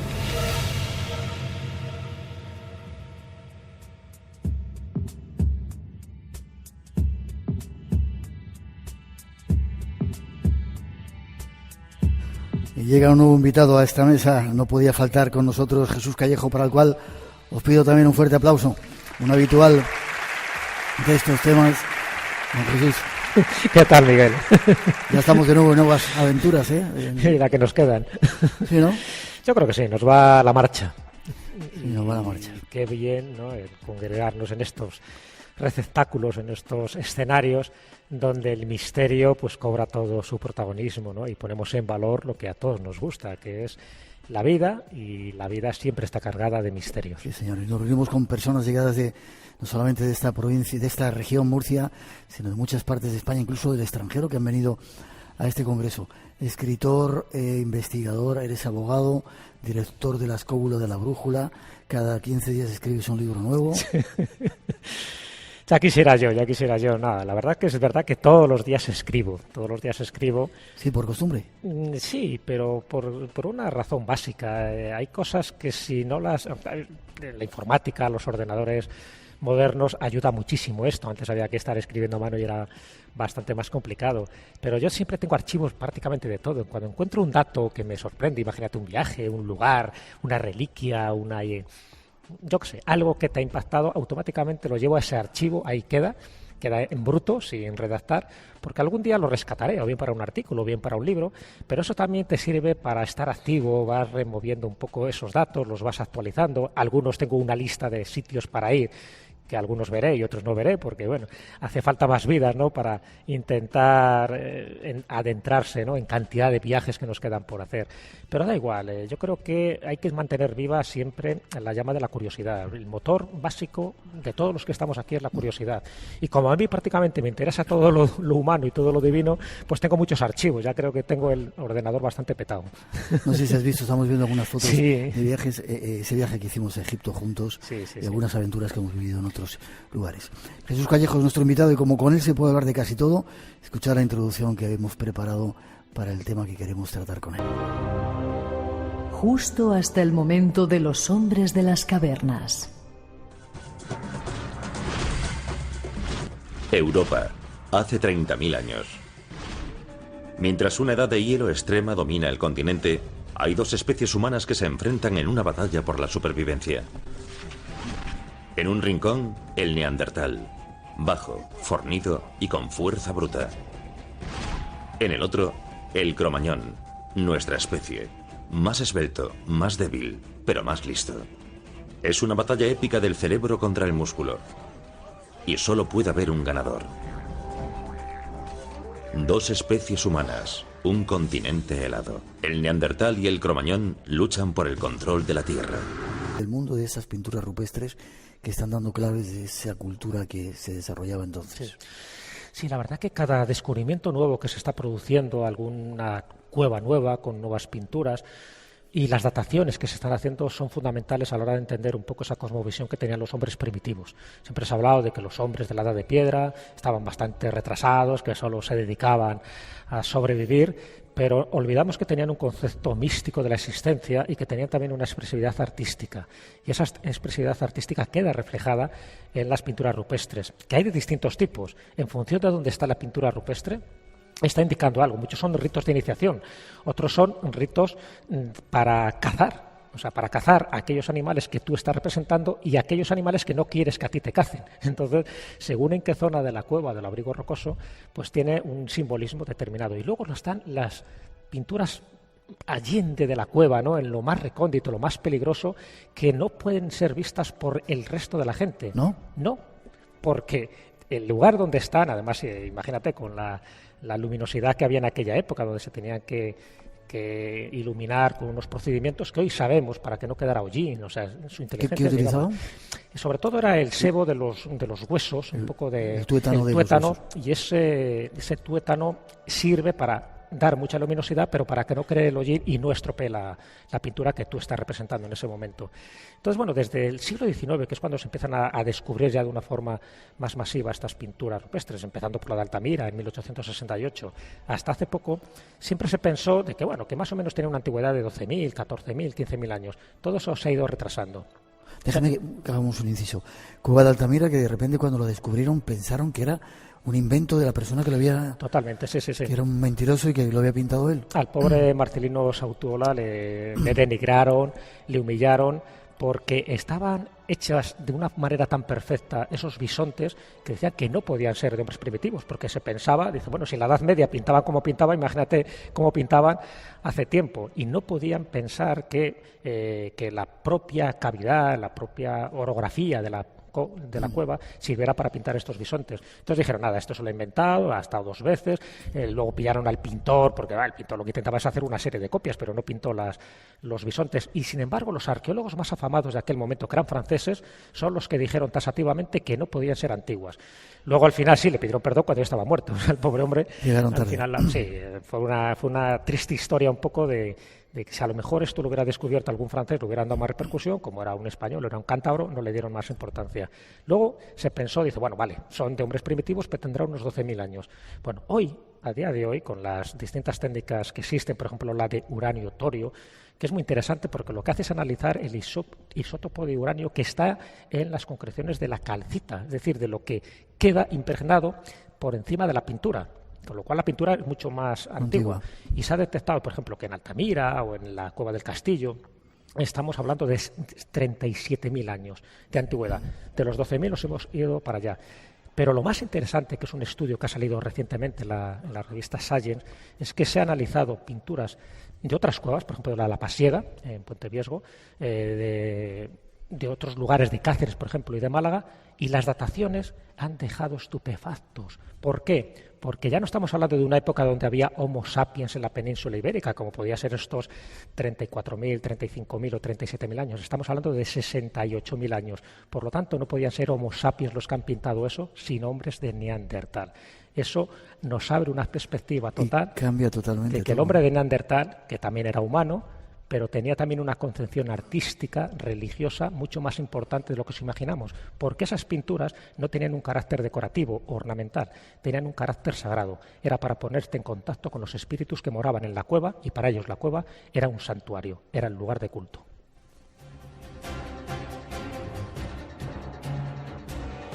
Espacio en Blanco, tu cita con lo desconocido, en Radio Nacional, con Miguel Blanco.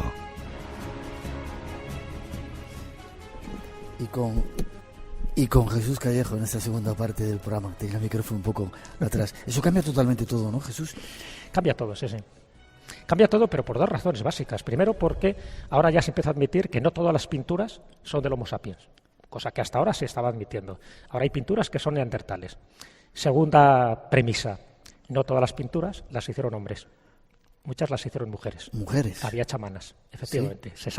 Se sabe porque muchas de esas pinturas tienen que ver con manos en positivo, en manos en negativo. Y esas manos, se sabe por la forma de la mano, por el dedo índice, por el dedo meñique, si son de un hombre o una mujer. Se hizo una investigación no hace demasiado tiempo por Dean Snow, que era es un profesor de arqueología en la Universidad de Pensilvania, y llega a la conclusión de que de las 36 manos que él analizó en distintas cuevas, 24 eran de mujeres. Es decir, casi la mayoría estaban hechas por mujeres. ¿Qué quiere decir? Que si esas manos son de mujeres, ¿por qué no pensar que también otro tipo de pinturas, de representaciones, están hechas por mujeres? Lo cual tiene su lógica, porque estamos hablando de unas épocas donde había todo un matriarcado, donde había un culto a la feminidad, donde se estaban reproduciendo también posteriormente las Venus de Willendorf, es decir, el culto a la fertilidad. Entonces, todo eso está cambiando un poco nuestra perspectiva de cómo era el hombre primitivo. Y si a eso le sumamos que además había niños que también esas manos quedan plasmadas y que en función del lugar donde estuviera plasmado, lo que se intentaba era poner en contacto, sobre todo con las manos, porque las manos es como un sistema de signos. Hay algunas que tienen los dedos mutilados. Entonces, Entonces se sabe si eran que los habían mutilado adrede o que los habían escondido adrede para que no quedaran representadas en la pintura. Y entonces, ¿quién te dice a ti que a lo mejor no hay un lenguaje de signos que no conocemos? De hecho, posiblemente haya todo un lenguaje secreto en muchas de estas pinturas. En la Pasiega, por ejemplo, se ha encontrado una inscripción donde parece que está indicando una palabra, una frase. Lo que pasa es que nos falta el código para desencriptar aquello. Si esto fuera verdad, nos vuelve a dar otro vuelco total, porque la prehistoria es porque no hay documentos escritos. La historia empieza a partir de esos registros escritos hace 5 o 6.000 años. Si estas pinturas encima, con esta antigüedad, nos están describiendo una forma de entenderse, de comunicarse, de expresar su mundo, tanto material como espiritual, a lo mejor nos abre la conciencia. Y te doy un dato más, Miguel. Estamos hablando de humanos, pueden ser neandertales, pueden ser Homo sapiens. Pero es que hay algunas cuevas, por ejemplo en Australia, en Kimberley, donde los propios aborígenes dicen que ellos no han sido los que han dibujado eso, que han sido sus dioses los que han bajado ahí, han hecho su autorretrato y luego se han largado. Esos dioses tienen un nombre, se llaman Badjinas.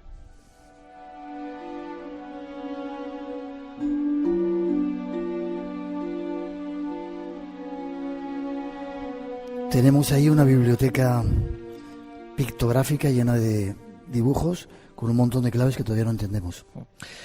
Eso es lo que yo he intentado un poco expresar en la charla, ¿no?, que he dado en este congreso, porque bueno, me interesa muchísimo este tema. Yo no soy arqueólogo, pero sí he visto que cuando vas muy atrás en el tiempo, nos faltan evidentemente datos, nos faltan pruebas, pero sí que ellos tenían un concepto de la realidad y de cómo entender, ¿no?, su naturaleza sagrada. Evidentemente eran mucho más intuitivos que nosotros, de una manera increíble. Muchas cosas se han perdido con el tiempo, ¿no? Si algo reflejaron en la madera, eso se ha perdido.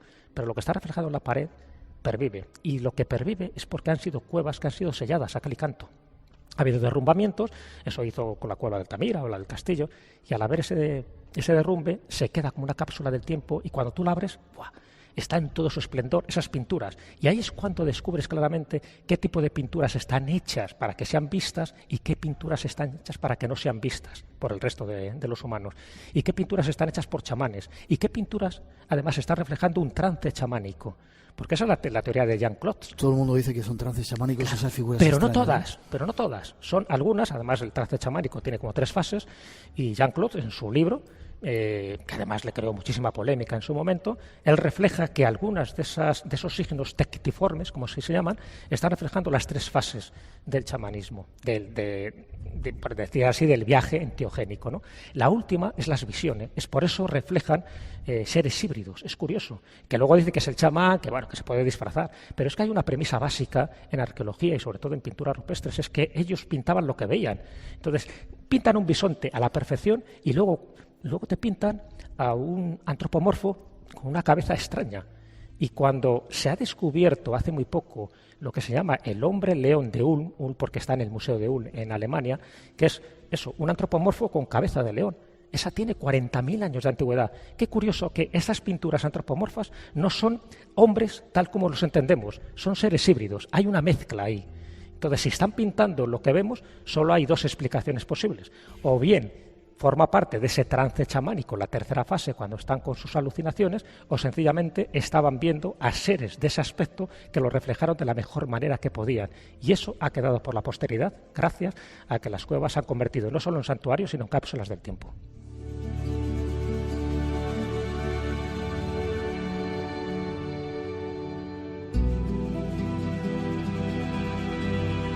¿Algún ejemplo, Jesús, de cuevas en nuestro país visitables donde haya alguna de esas claves donde podamos entender? Aparte es curioso porque cuando entras en ellas, yo recuerdo que hace muchos años tuve la oportunidad de entrar en Altamira, era muy pequeñito y la impresión que te da entrar ahí, ahora desgraciadamente no se puede, salvo que tengas mucha suerte, pero hay algo ahí que te está dando un mensaje profundo, ¿no? Totalmente. La cueva de Altamira, yo tuve la suerte hace años de visitar la auténtica cueva de Altamira, ahora ya sabes que está cerrada, han hecho una copia, y yo estuve en la zona, pues bueno, la zona más profunda que pude llegar o que por lo menos me ayudaron a visitar, porque hay algunas que tienes casi que reptar, ¿no? Y ahí empecé a ver esos signos que a ti, a mí, a Josep nos interesan mucho, que son como parecidos como naves, como ovnis. Dice, pero bueno, ¿qué pinta esto aquí, no? Que es lo que se llama técnicamente signos tectiformes. Luego, eso los hemos encontrado en otros lugares. Fíjate, bueno, cuevas que se puedan ver, hay muchas, ¿no? Pero un dato ahora que me viene a la mente y que creo que es muy importante a la hora de ver cualquier pintura rupestre desde este momento, ¿no? Desde esta entrevista que me estás haciendo. Una nueva perspectiva. Se han detectado por una doctora en una universidad de Canadá, se ha detectado 32 signos que se repiten prácticamente en todas las cuevas. 32. Ni uno más ni uno menos. Independiente. Puede haber más de uno, puede haber más de otro. Uno de esos signos son las manos, tanto en positivo como en negativo. Otros son estas formas ovaladas parecidas a ovnis, pero son 32, ni uno más ni uno menos. Y 32 combinados en función de una serie de parámetros. Unos están en una determinada zona de la cueva, otros en otro, otros están al lado de animales. Entonces, todo eso está evidenciando que había un código oculto que sabían perfectamente. No sabemos cómo, no sabía qué comunicación había. De hecho, hace 40.000 años había como 4 especies humanas conviviendo juntas y, de hecho, se cruzaron entre ellas. Nosotros tenemos entre un 2 y un 4% de genes neandertal. Estaban los Homo sapiens, los neandertales, el Homo de floresiensis en Indonesia y estaba el denisovano en Siberia. 4 especies humanas que en algún momento se juntaron y que se intercambiaron conocimiento. Bueno, pues ese conocimiento, de lo poco que nos ha llegado, porque estamos hablando solo de un 10% de información que podemos tener, quedó reflejada en las paredes, en las pinturas rupestres. Si somos capaces de empezar a ver las pinturas de otra manera, que son más antiguas de lo que nos han dicho, que muchas están hechas por mujeres y que en ellas hay posiblemente un código, un lenguaje secreto, a lo mejor cuando entremos en la cueva que sea, en la del Castillo, la Pasiega, todas las cuevas que tenemos en Asturias, en Cantabria, son increíbles, a lo mejor nuestra concepción del hombre primitivo cambia y empezamos a darnos cuenta de que era mucho más inteligente, que tenía una conexión mucho más directa con la naturaleza y que posiblemente nos ha dejado un mensaje para la posteridad que todavía, a día de hoy, somos incapaces de descifrar.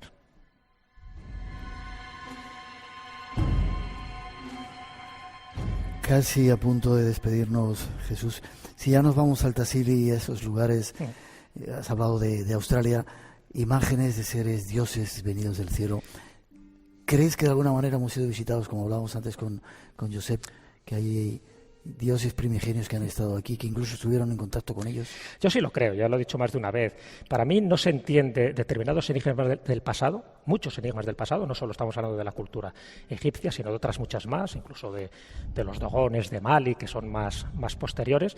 No se entendería sin esa presencia, pero por dos razones. Ya sabes que a mí me gusta utilizar mucho el método deductivo, en fin, mi formación jurídica, en este caso. Yo no intento ser un crédulo, yo intento justificar el por qué yo sostengo una teoría, y es una teoría, al fin y al cabo. Porque hay determinados elementos, primero por las tradiciones, las leyendas, son abismales en determinados lugares donde dicen que les han visitado seres. Entonces, bueno, qué manía por mentir si esto fuera mentira. Luego, porque hay cosas que encajan mucho mejor sabiendo que este tipo de seres estuvieron, hicieron de las suyas y luego se fueron, dejando, por supuesto, pues todo unas tradiciones, unos ritos, unas costumbres, unas pinturas o un osopar. Acuérdate que los osopar son los objetos fuera de tiempo. Bueno, pues te podría poner muchos ejemplos que ahora no hay tiempo, pero todo esto, para mí, concuerda más, encaja más con la teoría de que hemos sido visitados en el pasado y seguimos siendo visitados en la actualidad por seres no humanos, me quedo ahí, no humanos, que de alguna forma están interactuando para que haya un cambio de conciencia en la raza humana. Seguiremos hablando de ello. Y a toda prisa te despido. Os pido un aplauso para nuestro segundo invitado, Jesús Callejo. Jesús, un placer. Forma de contacto contigo. Pues nada, mi contacto es... Gracias. Es fácil, cada semana, cada viernes en la Escola de la Brújula, en la plataforma de Podium Podcast, pues ahí estamos con un nuevo capítulo donde intentamos acercar la historia, el misterio, las leyendas y el arte pues a todo el mundo. ¿Y estás en redes sociales? Y en redes sociales, por supuesto, en Facebook, en Twitter, ahí estoy. Es fácil poner mi nombre y salvo que pongan con la Jesús Calleja, que saldrá otro, si ponen Jesús Callejo, pues ahí estoy activo y además siempre contesto a todos los correos. Un placer, Jesús. Seguiremos viajando, seguiremos viviendo aventuras juntos. Nos queda mucho por descubrir todavía. Muchas gracias, Miguel. Gracias. Muchas gracias.